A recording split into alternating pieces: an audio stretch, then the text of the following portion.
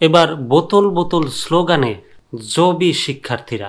4 দফা দাবিতে দ্বিতীয় দিনের মতো আন্দোলনে নেমেছে জগন্নাথ বিশ্ববিদ্যালয়ের শিক্ষার্থীরা। আন্দোলনে তাদেরকে বোতল হাতে নিয়ে বোতল বোতল স্লোগান দিতে দেখা গেছে। বৃহস্পতিবার কাকরাইল মসজিদের সামনে শিক্ষার্থীদের স্লোগান দিতে দেখা যায়। এ সময় তারা মোড়ের ট্রাফিক সিগন্যাল লাইটের খুঁটিতে রশি দিয়ে বোতলটা নিয়ে দেন।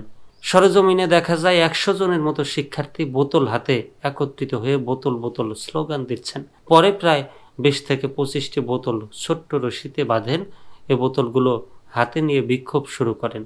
তারা এ বিষয়ে ইতিহাস বিভাগের 2023 ও 24 শিক্ষাবর্ষের শিক্ষার্থী হৃদয় কুমার রায় বলেন, শুধুমাত্র একটা বোতল নিক্ষেপের ঘটনাকে কেন্দ্র করে তিনি কথা না বলে চলে গেছেন, অথচ পুলিশের হামলায় আমাদের শিক্ষার্থীরা আহত হয়েছেন। রাষ্ট্রীয় পদে বসে তিনি শিক্ষার্থীদের সঙ্গে অদত্তপূর্ণ আচরণ করেছেন। আমরা তার প্রতিবাদে বোতল হাতে বিক্ষোভ করছি ও বোতল বোতল স্লোগান দিচ্ছি। এর আগে জবির আন্দোলনরত শিক্ষার্থীদের সঙ্গে কথা বলতে বুধবার রাতে কাকরাইল মসজিদের সামনে যান অন্তর্বর্তী সরকারের তথ্য উপদেষ্টা মাহফুজ আলম। রাত 10টার দিকে তিনি সেখানে পুলিশি ব্যারিকেডের সামনে দাঁড়িয়ে আন্দোলনকারীদের সঙ্গে কথা বলছিলেন। হঠাৎই তাকে লক্ষ্য করে একটি পানির বোতল নিক্ষেপ করা হয়। বোতলটি গিয়ে উপদেষ্টার মাথায় লাগে।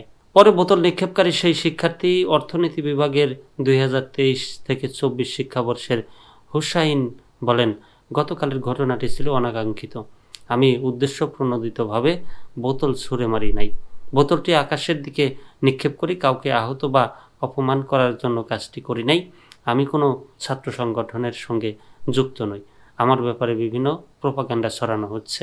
উপদেষ্টা মাহফুজকে লক্ষ্য করে পানির বোতল নিক্ষেপের ঘটনায় ক্ষুব্ধ প্রতিক্রিয়া জানিয়েছেন জাতীয় নাগরিক পার্টির নেতারা। তারা এই ঘটনাকে নিকৃষ্ট বলে মন্তব্য করেছেন। পরে প্রেস ব্রিফিংয়ে মাহফুজ বলেন, তাদের নির্দিষ্ট একজন ব্যক্তির প্রতি যে হিংসা 8 মাস ধরে রয়েছে এবং তাদের যে হিংস্রতা অনলাইনে দেখা যায়, তারা আজ এখানে এটা করেছেন। তবে রাত 12টার দিকে ঘটনাস্থলে গিয়ে জগন্নাথ বিশ্ববিদ্যালয় শাখা ছাত্র দলের সদস্য সচিব শামসুল আরেফিন দাবি করেন, বোতল নিক্ষেপের ঘটনার সঙ্গে জবির সাধারণ শিক্ষার্থী ও শিক্ষকেরা কোনোভাবেই দায়ী নন।